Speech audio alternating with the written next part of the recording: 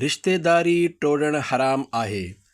अल्हम्दुलिल्लाहि रब्बिल आलमीन वस्सलातु वस्सलामु अला सय्यिदिल मुरसलीन अम्मा बअद फ़अऊज़ु बिल्लाहि मिनश शैतानिर रजीम बिस्मिल्लाहिर रहमानिर रहीम। रिश्तेदारी टोड़ण हराम आहे। दुआए अत्तार या रब्बे करीम जेको भी ही रिसालो रिश्तेदारी टोड़ण हराम आहे मुकम्मल पढ़ी या ॿुधी वठे उनके पंहिंजे माइटनि सां हमेशा सुठो सलूक करण जी तौफ़ीक़ अता फ़रमाए ऐं ख़ानदान समेत बेहिसाब बख़्शे छॾ।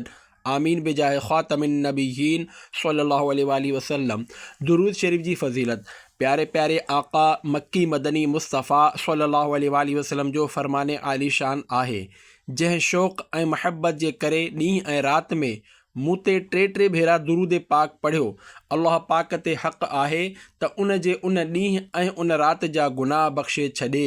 मौजम कबीर 362 बिलकरण हदीस 928। सल्लु अलल हबीब सल्लल्लाहु अला मुहम्मद वालिही व सहाबिही व बारक वसल्लम।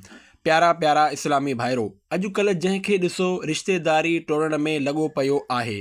किथे माउ ऐं पुट जी पाण में चिकताण लॻी पई आहे त किथे भाउ ऐं भेण पाण में झेड़े जो शिकार आहिनि। किथे मामे ऐं भाणेजी में अणबणत आहे त किथे चाचे ऐं भाइटे में नाराज़गी आहे।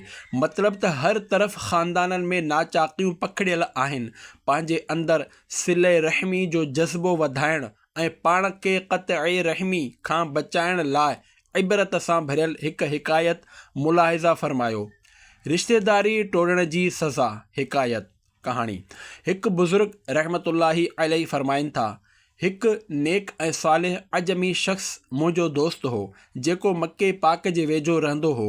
हू सॼी राति काबे शरीफ़ जो तवाफ़ कंदो ऐं हमेशह क़ुरान पाक जी तिलावत कंदो रहंदो हो। काफ़ी अरसे ताईं संदसि इहो ई मामूल रहियो। हिकु भेरो मूं खेसि कुझु सोन अमानत तौरु ॾिनो ऐं मां यमन हलियो वियुसि। जॾहिं वापसि मोटियुसि त इत्तिफ़ाक़ सां उन नेक शख़्स जो इंतिक़ाल थी चुको हो। तंहिं करे मां संदसि औलाद वटि पहुतुसि ऐं सॼो अहवाल ॿुधाए पंहिंजी अमानत जी वापसीअ जो मुतालबो कयो। उन्हनि जवाबु ॾिनो, ख़ुदा जो कसम, तव्हां जेको चओ था असांखे इन जी का बि ख़बर नाहे ऐं न ई असांखे तव्हांजी अमानत जी ॼाण आहे। अहिड़ी गुफ़्तगू ॿुधी मां ॾाढो परेशान थियुसि त अफ़सोस मुंहिंजो एतिरो माल ज़ाया थी वियो। इन ई परेशानी जे आलम में मुंहिंजी मुलाक़ात सैयदना मालिक बिन दीनार रहमतुल्लाहि अलैहि सां थी त हुननि मूं ते ग़म जा आसार ॾिसी पुछियो, ए मुंहिंजा भाउ, एतिरो ग़मगीन ऐं परेशान छो आहीं? मूं खेनि सॼो अहवाल ॿुधायो त पाण फ़रमायाऊं, जुम्ए जी राति अधु राति जे वक़्तु मताफ़ तवाफ़ वारी जाइ में जॾहिं को बि न हुजे त रुकन ऐं मक़ाम यानी रुकन यमानी ऐं मक़ाम इब्राहिम जे विच में बीही वॾे आवाज़ सां पुकारजां, ए फुलाणा। जेकॾहिं हू वाक़ई अल्लाह पाक जो मक़बूल ऐं सालिह बानो हूंदो त संदसि रूह तोसां कलाम कंदो। उहो बुज़ुर्ग फ़रमाए थो, मूं हुकुम मुताबिक़ जुमे जी राति आधी राति जो जॾहिं मताफ़ ख़ाली थी वियो त मक़ाम इब्राहिम ऐं रुकन यमानी जे विच में बीही बुलंद आवाज़ सां खेसि पुकारियो, पर को जवाबु न मिलियो ऐं मां मायूस थी वापसि मोटी आयुसि।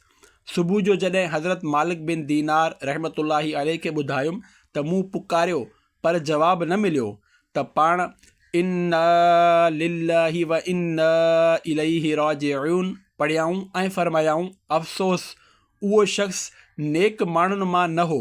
हाणे तूं ईअं कर त यमन हलियो वञ। उते फुलाणे हंधि बरहूत नाले हिकु खूह आहे जंहिंमें अज़ाब ॾिनल रूह गॾु थींदा आहिनि ऐं उहो खूह जहनम जे मुंहं ते आहे। तूं आधी राति जो उन खूह जे किनारे बीही खेसि ईअं पुकारजां, ए फुलाणे जा रूह, त उन जो रूह तोसां कलाम कंदो। बुज़ुर्ग फ़रमाए थो, मूं यमन जो सफ़र इख़्तियार कयो ऐं आधी राति जो बरहूत नाले खूह वटि वञी पहुतुसि। उते मूं ॾिठो त ॿिनि शख़्सनि खे आणे उन खूह में लाथो वियो। ॿई रोई रहिया हुआ। हिक ॿिए खां पुछियो, तूं केरु आहीं? ॿिए जवाबु ॾिनो, मां उन ज़ालिम शख़्स जो रूह आहियां जेको दुनिया में बादशाह जो पहिरेदार हो ऐं हराम खाईंदो हो। मलकुल मौत अलैहिस्सलाम मूंखे हिन खूह में उछलाए छॾियो आहे ऐं हाणे मूंखे अज़ाब ॾिनो वेंदो रहंदो। ॿिए चयो, मां अब्दुल मलिक बिन मरवान जो रूह आहियां जेको नाफ़रमान ऐं ज़ालिम हो ऐं हाणे मूंखे हिन खूह में अज़ाब लाइ आंदो वियो आहे। जॾहिं मूं उन्हनि जी रड़ियुनि जो आवाज़ु ॿुधो त घबराहट जी शिदत सां मुंहिंजा वार कांडारजी विया।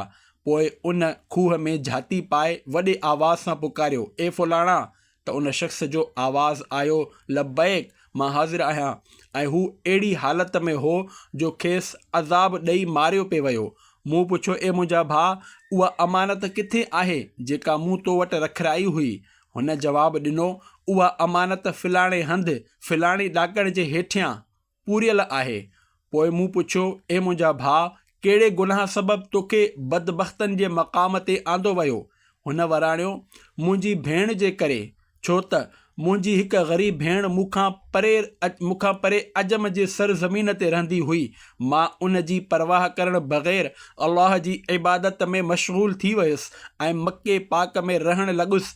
उन अरसे में न मूंखे कॾहिं उन जो फ़िक्रु थियो ऐं न ई कंहिं ईंदड़ वींदड़ खां उन बाबति कुझु पुछियुमि। जॾहिं मुंहिंजो इंतक़ालु थियो त अल्लाह पाक मुंहिंजी पकड़ फ़रमाई ऐं मूंखे फ़रमायाऊं, तूं कीअं पंहिंजी भेण खे विसारे वेठें जॾहिं त उन वटि कपिड़ा न हुआ ऐं तो कपिड़ा पाए ज़िंदगी गुज़ारींदो रहें। हूअ बुखी हुई ऐं तूं पेट भरे खाईंदो हुएं। हूअ उञारी हुई ऐं तूं ड्रव करे खाईंदो हुएं। मूंखे पंहिंजी इज़त ऐं जलाल जो कसम, मां रिश्तेदारी टोड़ण वारनि ते रहम न कंदुसि। पोइ अल्लाह पाक मलाइकनि खे हुकुम ॾिनो त खेसि खणी वञो ऐं बरहूत नाले खूह में उछलाए छॾियो। मलकुल मौत मूंखे हिन खूह में विझी छॾियो आहे ऐं हाणे हिते मूंखे सख़्तु अज़ाब ॾिनो पियो वञे। ए भाउ, तूं मुंहिंजी भेण वटि वञी मुंहिंजे लाइ मुआफ़ी जी दरख़्वास्त कजांइ। जेकॾहिं उहा मुआफ़ करे छॾींदी त शायदि मुंहिंजे लाइ अज़ाब में छोटकारो जी सूरत बणिजी वञे, छो त अल्लाह पाक वटि रिश्तेदारी टोड़ण खां सवाइ ॿियो को बि गुनाह मुंहिंजे ज़िम्मे नाहे। याने हू वाक़ई नेक हो पर भेण सां अणबणत सबबि पकड़िजी वियो। बुज़ुर्ग फरमाए थो, मां उन जी ॿुधायल पते ते वियुसि जिते अमानत पूरियल हुई। उतां ज़मीन खोटरे अमानत हासिल कयमि। पोइ उन जी भेण वटि पहुची सॼो मुआमिलो ॿुधायुमि त हूअ रोअण लॻी। पोइ जॾहिं मूं भाउ जे छोटकारे लाइ अर्ज़ु कयो त हुन अल्लाह जी बारगाह में मुआफ़ी जी दुआ घुरी। मूं खेसि कुझु दुनियावी माल ॾिनो ऐं उतां मोटी आयुसि। तंहिं करे हर मोमिन खे घुरिजे त सिले रहमी इख़्तियार करे।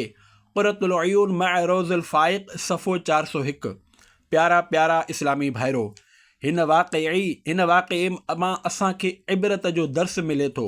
माण्हू खणी केॾो बि परहेज़गार, नेकोकार ऐं अमानतदार छो न हुजे, पर जेकॾहिं हू बिना कंहिं सबब जे माउ पीउ या भेण भाउ सां फिटाए थो या रिश्तेदारनि सां रिश्तेदारी टोड़े थो त उन जो अंजाम हेबतनाक थी सघे थो।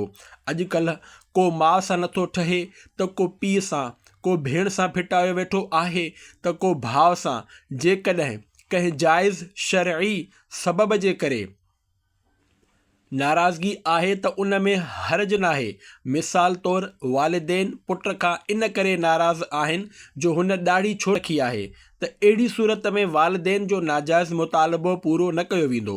यादि रखो, जिथे अल्लाह पाक ऐं उन जे प्यारे रसूल सल्लल्लाहु अलैहि वसल्लम जो हुकुम हुजे उते उन जे मुक़ाबिले में वालिदेन जो हुकुम न मञियो वेंदो। अल्लाह पाक असांखे पंहिंजे प्यारे हबीब सल्लल्लाहु अलैहि वसल्लम जी इताअत जो हुकुम ॾिनो आहे ऐं नबी करीम सल्लल्लाहु अलैहि वसल्लम जिन फरमायो आहे, मुछूं ख़ूब नंढियूं करियो ऐं ॾाढ़ियुनि खे मुआफ़ी याने वधणु ॾियो। यहूदियुनि जहिड़ी सूरत न बणायो। मुस्लिम सफ़ो 125। ॾिसो, जॾहिं ॾाढ़ी रखण बाबति अल्लाह जे रसूल जो वाज़े हुकुम आहे त पोइ माउ पीउ खां पुछण जी ज़रूरत नाहे। हा, जिते शरीअत माउ पीउ खां पुछण जी इजाज़त ॾिनी आहे उते पुछियो वञे। मिसाल तौरु नफ़ली हज या उमिरो करणो हुजे त इजाज़त वठिजे। जेकॾहिं हू मना कनि त रुकिजी वञिजे। हीउ मसइलो बि ज़हन में रखो त जेकॾहिं कंहिं ते हज फ़र्ज़ थी वञे त वालिदेन जे मना करण जे बावजूदु हज करणो पवंदो। जेकॾहिं हज न कयो त गुनहगार थींदो। फतावा रज़विया 658/10। बहरहाल शरीअत जे मुक़ाबले में वालिदेन जो हुकुम न मञिबो, पर जेकॾहिं उहे शरीअत जे दाइरे में रही को हुकुम ॾियनि त नाफ़रमानी सख़्तु गुनाह आहे ऐं वालिदेन खे सताइण वारनि जे लाइ दर्दनाक अज़ाबनि जूं वईदूं आहिनि, जीअं त बाहि जे टारियुनि सां लटकियल माण्हू। सरवर काइनात सल्लल्लाहु अलैहि वसल्लम मेराज जी राति हिकु मंज़र इहो बि ॾिठो त कुझु माण्हू बाहि जे टारियुनि सां लटकियल हुआ। अर्ज़ु कयो वियो त ही उहे आहिनि जेके माउ पीउ खे गारियूं ॾींदा हुआ। अज़वाजिर इख़्तिलाफ़ुल कबाइर 139/2। वालिदेन जी रिज़ा जे बग़ैर अज़ाब दूर न थींदो। हिकु रिवायत में आहे त अल्लाह पाक फरमाए थो, मां उन वक़्त ताईं वालिदेन जे नाफ़रमाननि तां अज़ाब दूर न कंदुसि जेसि ताईं उन्हनि जा वालिदेन खेनि मुआफ़ न कंदा। ऐं मूंखे मुंहिंजे इज़्ज़त ऐं जलाल जो कसम, मां वालिदेन जी दिली रिज़ामंदीअ जे बग़ैर उन्हनि जी औलाद खे जहन्नम मां न कढंदुसि। क़ुर्रतुल अयून मां रौज़ुल फ़ाइक़ सफ़ो 403। वालिदेन जो नाफ़रमान मां ग़ज़ब इलाही जो शिकार। हिकु ॿी रिवायत में आहे त वालिदेन जो नाफ़रमान खणी रोज़ा रखे ऐं नमाज़ूं पढ़े, पर जेकॾहिं हू इन हाल में मरी वियो जो वालिदेन उन खां नाराज़ हुआ त हू अल्लाह सां उन हाल में मिलंदो जो अल्लाह पाक उन ते ग़ज़ब फ़रमाईंदो। वालिदेन सां हुस्न अख़लाक़ जो हुकुम। ए आशिक़ाने रसूल, वालिदेन सां हुस्न अख़लाक़ ऐं इहसान सां पेश अचणु घुरिजे, जीअं क़ुरान पाक में अल्लाह पाक फरमाए थो, वबिल वालिदैन इहसाना। सिपारो 15 बनी इसराइल आयत 23 तर्जुमो कंज़ुल ईमान। ऐं माउ पीउ सां चङो सलूक करियो। हदीस पाक में आहे त जेको माउ पीउ खे रहमत जी नज़र सां ॾिसंदो आहे, अल्लाह खेसि हिकु मक़बूल हज जो सवाब अता फ़रमाईंदो आहे। शोबुल ईमान 186/6। रिश्तेदारनि जा हक़। यादि रखो, रिश्तेदारनि जा हक़ तमामु घणा आहिनि ऐं शैतान रिश्तेदारी टोड़ाईंदो आहे, जीअं त क़ुरान में आहे, इन्न शैतान यनज़ग़ु बैनहुम। सिपारो 15 बनी इसराइल आयत 53 तर्जुमो कंज़ुल ईमान। बेशक शैतान उन्हनि जे विच में फ़साद विझे थो। ॾिसो, शैतान नफ़रत पैदा कंदो आहे, पर मोमिन महबत जो पैगाम ॾींदो आहे। हज़रत मौलाना जलालुद्दीन रूमी रहमतुल्लाही अलैहि फरमायो, तू बराए वसल करदन आमदी ने बराए फ़सल करदन आमदी, याने तूं जोड़ण लाइ आयो आहीं, टोड़ण लाइ न। शैतानी कम। प्यारा प्यारा इस्लामी भाइरो, माण्हुनि जे विच में फूट विझणु, खेनि पाण में विढ़ाइणु ऐं जुदायूं विझणु शैतानी कम आहिनि, पर असां पंहिंजे प्यारे आका मदीने वारे मुस्तफ़ा सल्लल्लाहु अलैहि वसल्लम जा ग़ुलाम हुजण जे बावजूदु अफ़सोस जो शैतान जे पोयां हली पिया आहियूं। इन जो सबबु इहो आहे त हाणे असां सही माना में सुन्नतुनि जा पाबंद ऐं शरीअत जे रस्ते ते गामज़न न रहिया आहियूं ऐं न ई असांखे शरीअत ऐं सुन्नत जे बारे में पूरी ॼाण आहे। असांजे दिलुनि में शरीअत जी पासदारी जो इहो अहसास बि नाहे रहियो। बसि इहो ई सबबु आहे जो असां मां हर को पंहिंजी ॻाल्हि मञाइण जी कोशिश में आहे ऐं हर कंहिंखे सिर्फ़ु पंहिंजो ई फ़िक्र आहे। ॾिसो, शैतान सॻनि भाइरनि में बि अणबणत पैदा कराईंदो आहे ऐं उन जो वाज़िह तरीन मिसाल हज़रत सैयदना यूसुफ़ अलैहिस्सलाम जो वाक़िओ आहे। पोइ पाण अलैहिस्सलाम हिकु मुल्क जा अमीर हुकुमरान बणिया ऐं आख़िरकार जॾहिं संदन मुलाक़ात पंहिंजे भाइरनि सां थी त उन वक़्तु पाण जेको फ़रमायो उन जो बयानु क़ुरान पाक जे 13 सिपारे सूरत यूसुफ़ जी आयत नंबर 100 में कुझु हिन रीति आहे, मिन बअदि अन नज़ग़ शैतानु बैनी व बैन इख़्वती। तर्जुमो कंज़ुल ईमान। उन खां पोइ जो शैतान मूं में ऐं मुंहिंजे भाइरनि में रंजिश कराई हुई। मालूम थियो त शैतान भाइरनि में फूट विझंदो आहे अल्हम्दुलिल्लाह, दावत इस्लामी नफ़रत खे मिटाए महबत जा ॾीया रोशन कंदी आहे। रिश्तेदारी टोड़णु सख़्तु गुनाह ऐं हराम आहे।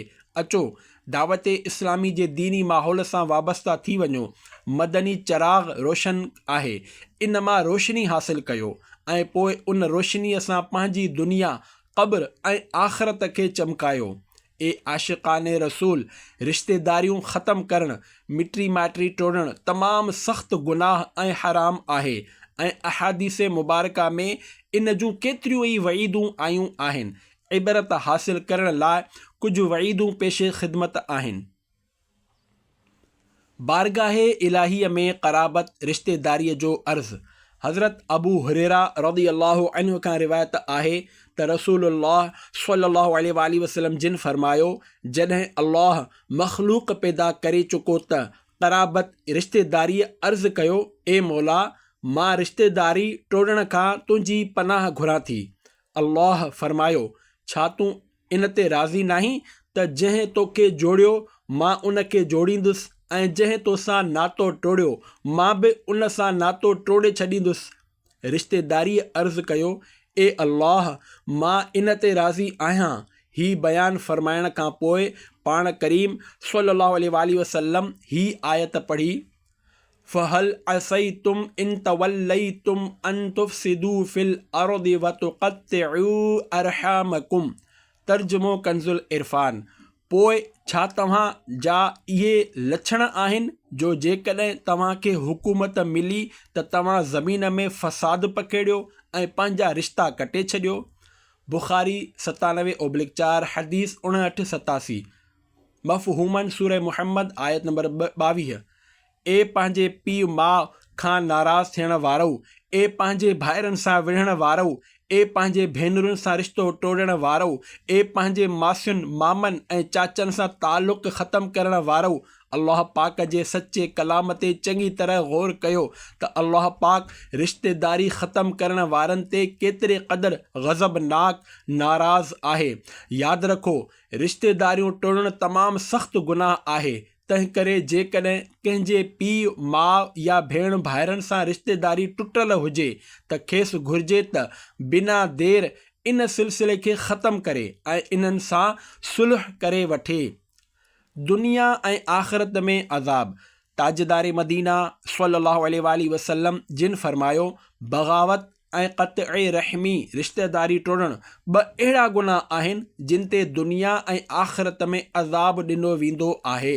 तिरमिज़ी 229/4।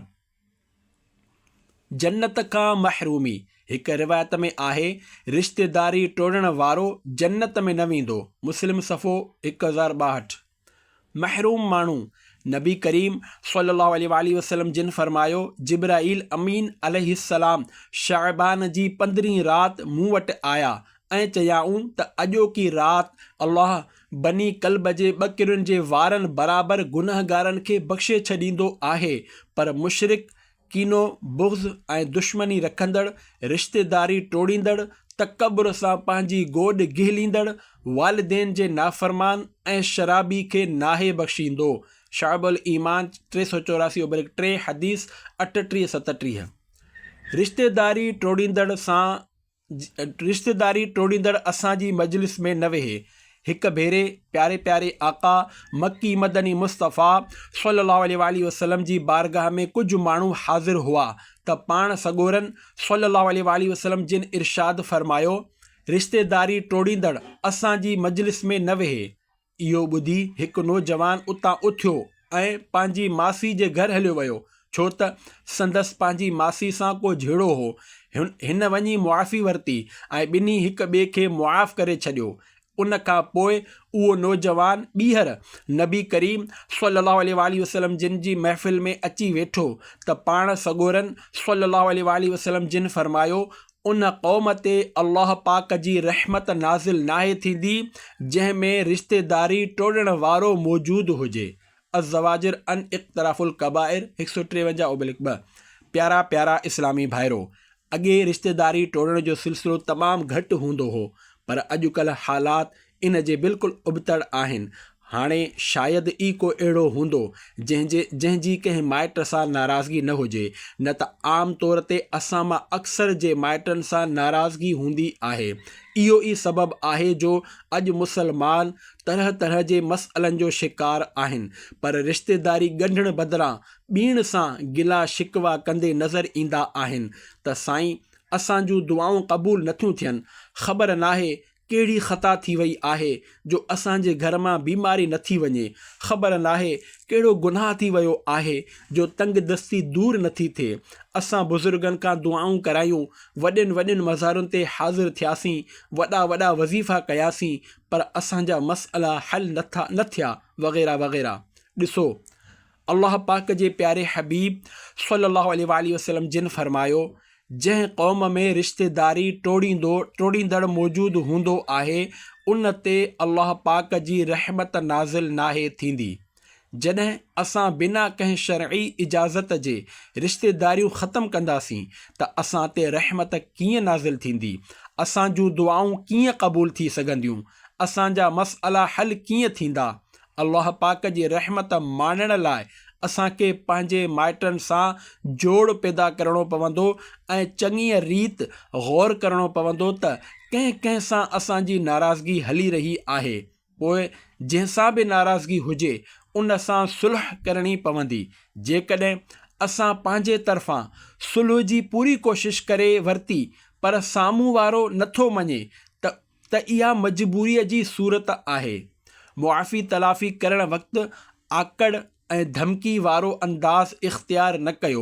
मिसाल तौरु ईअं न चओ त मुआफ़ कयो था या न, मुआफ़ नथा कयो त को मसइलो नाहे वग़ैरह वग़ैरह। जेकॾहिं हथ जोड़े प्यार सां आजिज़ीअ सां बहस मुबाहिसे करण खां सवाइ पंहिंजी ग़लती मञींदे मुआफ़ी घुरी वञे त उमेद आहे त साम्हूं वारो नर्म थी वेंदो ऐं मुआफ़ करे छॾींदो।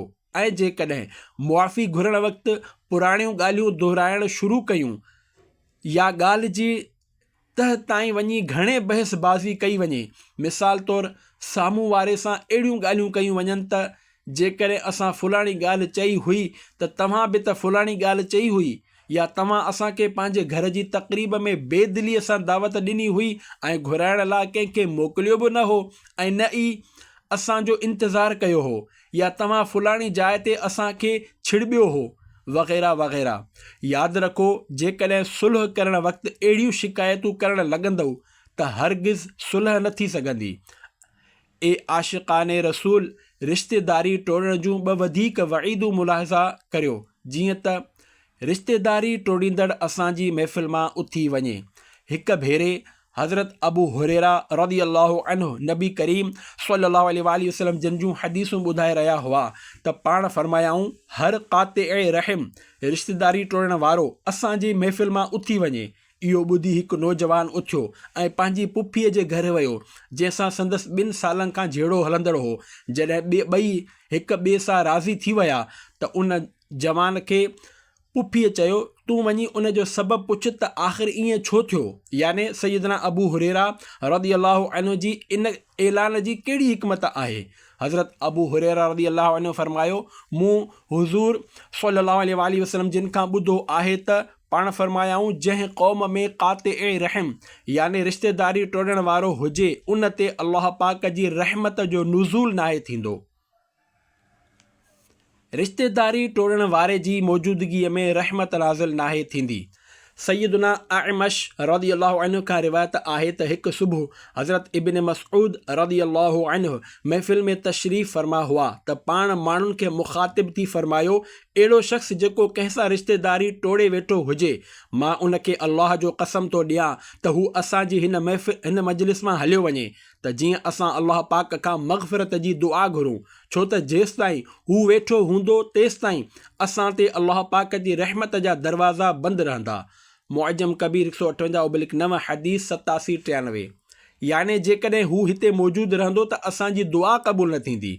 प्यारा प्यारा इस्लामी भाइरो, दुआऊं क़बूल न थियण जी केतिरनि ई सबबनि मां हिकु सबबु रिश्तेदारियूं टोड़ण बि आहे।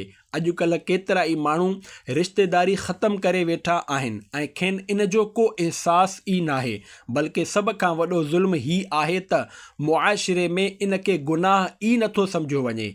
हालांकि रिश्तेदारी टोड़णु सख़्तु गुनाह आहे।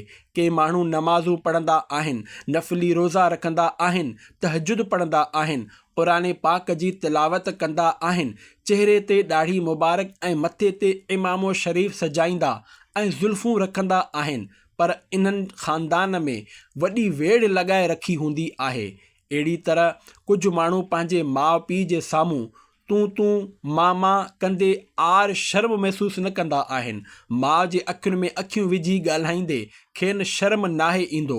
पीउ खे दड़का ॾींदे खेनि इहो अहसासु नाहे थींदो त हू ग़लति करे रहिया आहिनि। जेकॾहिं पीउ कंहिं महफ़िल में अचे त इन खां परे भॼंदा आहिनि ऐं जेकॾहिं को दोस्त अचे त उनखे ख़ुशि आमदीद चवंदा आहिनि ऐं इन सां खुली मिठियूं मिठियूं ॻाल्हियूं कंदा आहिनि। अहिड़नि माण्हुनि खे यादि रखणु घुरिजे त माउ पीउ जी दिलि ॾुखाइणु सख़्तु कबीरा गुनाह आहे।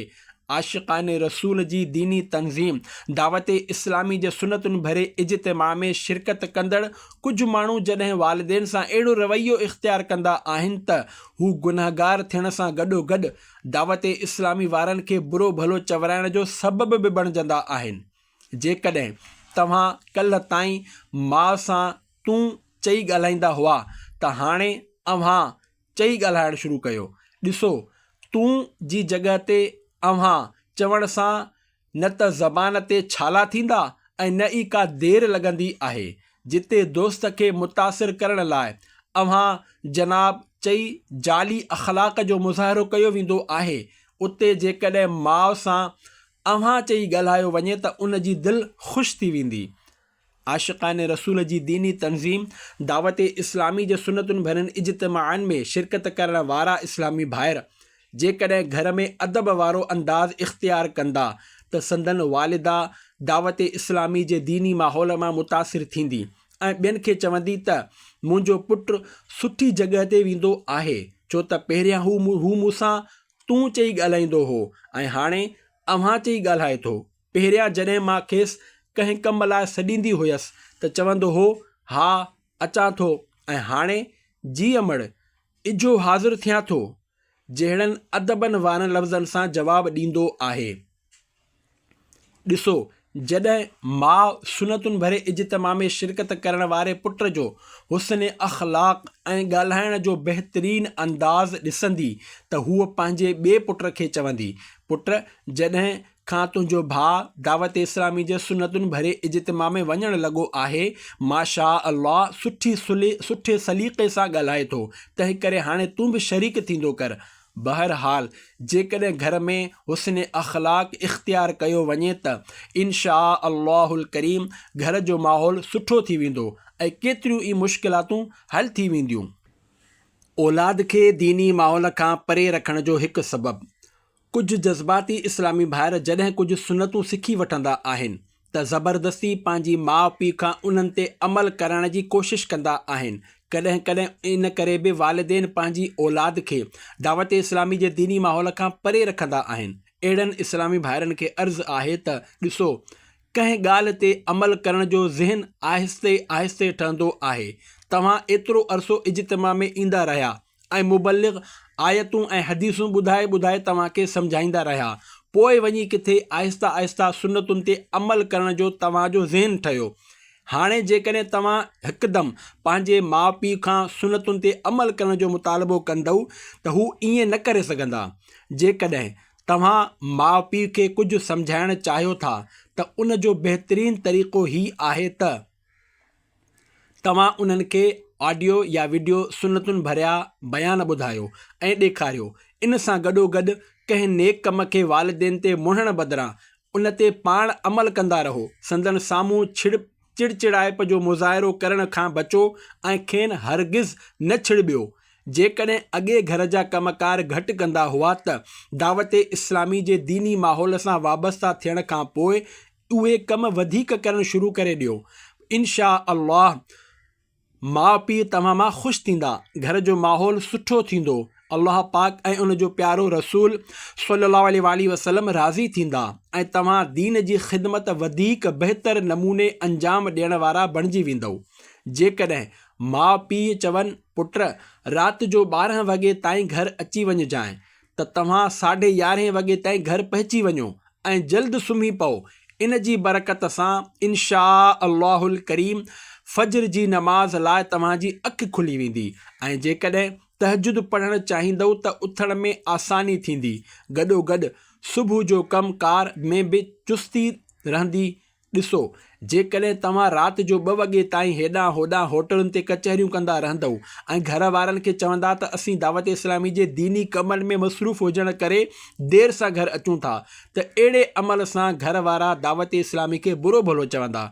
तंहिं करे इशा जी नमाज़ पढ़ी दर्स ॾियो ऐं मदरसतुल मदीना बालिग़ान पढ़ाए घर हलिया वञो। इंशा अल्लाहुल करीम घर वारा ख़ुशि थींदा ऐं आईंदा सुनतुनि भरियनि इज्तिमाअनि वग़ैरह में शिरकत जी इजाज़त बि ॾींदा। प्यारा प्यारा इस्लामी भाइरो, तव्हां बयान जी शुरूआत में सिले रहमी रिश्तेदारनि सां सुठो सलूक करण बाबति रिवायतूं ॿुधियूं। वधीक कुझु रिवायतूं पेशे ख़िदमत आहिनि। जंहिं मूंखे मिलायो अल्लाह पाक उन खे मिलाए। बुख़ारी ऐं मुस्लिम शरीफ़ में आहे, रिश्तेदारी अर्श ख़ुदा सां मुअल्लिक़ याने लटकियल आहे ऐं अर्ज़ु कंदी आहे, जंहिं मूंखे मिलायो याने जंहिं रिश्तेदारीअ खे जोड़ियो अल्लाह पाक उन खे मिलाए, ऐं जंहिं मूंसां क़तअ तालुक़ कयो याने जंहिं रिश्तेदारी खे टोड़ियो अल्लाह पाक बि उन सां क़तअ तालुक़ करे। मुस्लिम सफ़ो 1062 हदीस 65-19। रहमत ख़ुदावंदी माणण जो ज़रीओ। हज़रत सैयदना अब्दुर्रहमान बिन औफ़ रज़ियल्लाहु अन्हु फ़रमाइनि था, मूं नबी करीम सल्लल्लाहु अलैहि वसल्लम खे फ़रमाईंदे ॿुधो त अल्लाह पाक फ़रमाए थो त मां अल्लाह आहियां, मां रहमान आहियां, मूं रहम रिश्तेदारीअ खे पैदा कयो ऐं उन खे पंहिंजे नाले मां मुश्तक़ कयो याने कढियो। जंहिं सिले रहमी कई मां उन खे पंहिंजी रहमत सां मिलाईंदुसि ऐं जंहिं क़तअ रहमी कई मां उन खे पंहिंजी रहमत खां परे करे छॾींदुसि। तिरमिज़ी 363-3 हदीस 19-14। सिले रहमी ही आहे त हू टोड़े तॾहिं बि तव्हां जोड़ियो। बुख़ारी शरीफ़ में आहे, सिले रहमी ही नाहे त मिलण जुलण वारनि रिश्तेदारनि सां मेल जोल बरक़रार रखे, याने जेको रिश्तेदार सुठा तालुक़ात रखंदो हुजे उन सां सुठा तालुक़ात रखे, बल्कि सिले रहमी ही आहे त जेके रिश्तेदार तालुक़ात ख़तमु करे चुका हुजनि उन्हनि सां बि मेल जोल बरक़रार रखे। बुख़ारी 98-4 हदीस 59-91। प्यारा प्यारा इस्लामी भाइरो, हिन हदीस पाक में केॾी न ज़बरदस्त ॻाल्हि ॿुधाई वई आहे त जेको असां सां रिश्तो टोड़े ऐं नफ़रत करे असांखे उन सां बि जोड़णु घुरिजे। किथे रस्ते में मिली वञे त असां उन खे सलाम करियूं, पाण वटि का तक़रीब हुजे त उन खे ज़रूरु दावत पहुचायूं। तोड़े जो हू न अचे पर असां पंहिंजे तरफ़ां उन सां सिले रहमीअ सां पेश अचूं। उन्हनि माण्हुनि मां न बणिजो।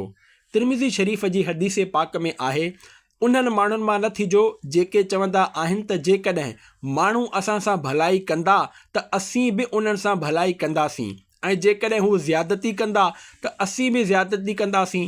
बल्कि तव्हां इन ॻाल्हि जा आदी बणिजो त जेकॾहिं माण्हू तव्हां सां भलाई कनि त भलाई करियो, जेकॾहिं हू ज़्यादती कनि त तव्हां ज़्यादती न कयो। तिरमिज़ी 405-3 हदीस 2014।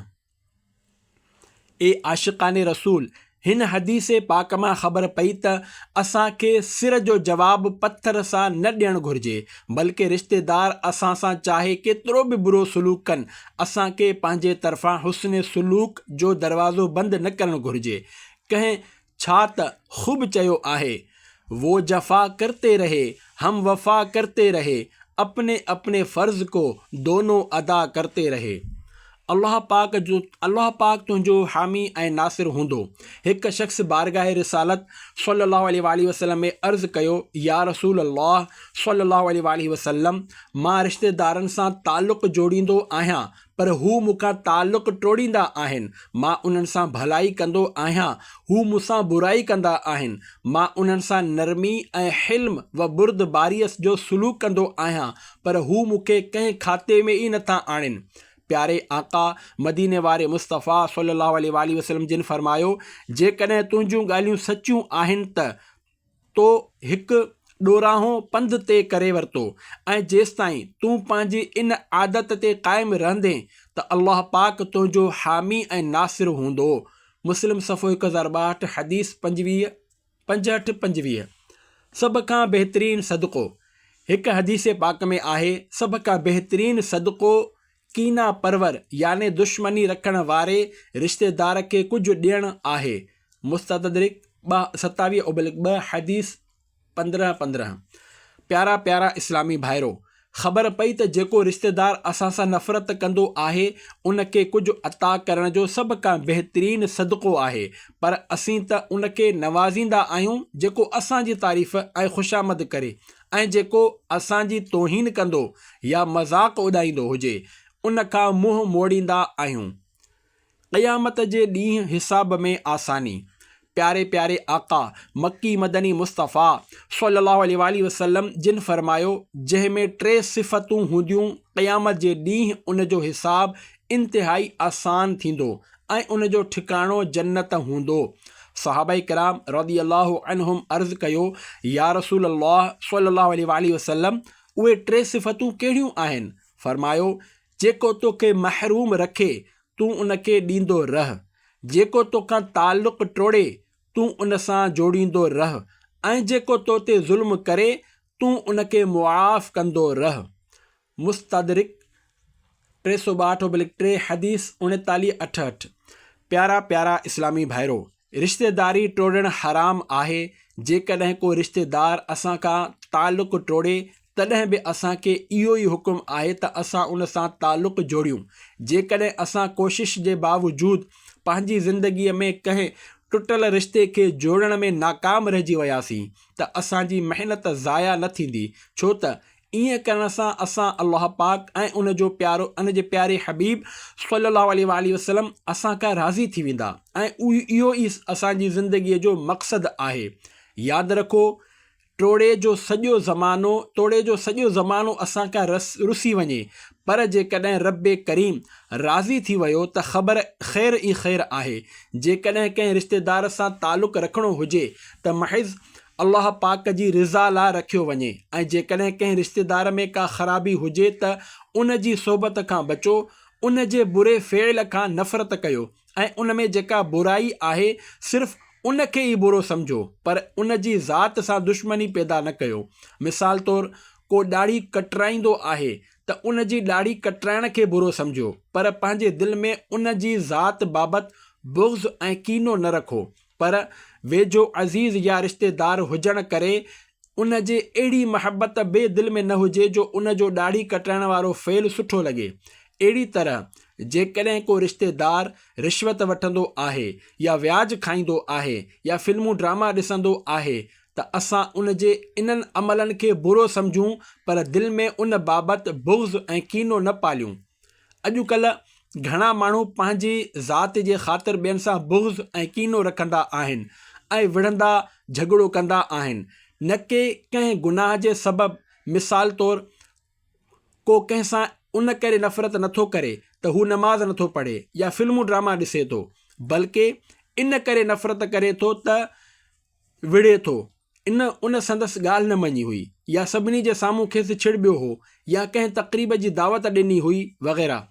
अॼुकल्ह नाठी साहुरनि खे पंहिंजे नौकर सम्झंदो आहे ऐं चाहींदो आहे त हर तक़रीब में खेसि दावत ॾिनी वञे ऐं वठण लाइ गाॾी बि मोकिली वञे।